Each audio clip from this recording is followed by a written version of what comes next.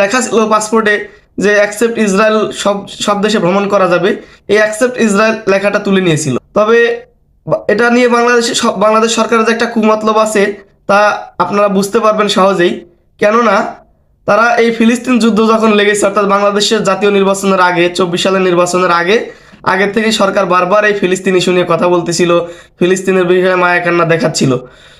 তো তখনই অনেক মানুষের সন্দেহ হচ্ছিল যে আসলে সরকার কি করতে চায়। কেননা সরকার এর আগে স্পাই যন্ত্র কেনার জন্য ইসরায়েলের সাথে গোপনে চুক্তি করেছিল।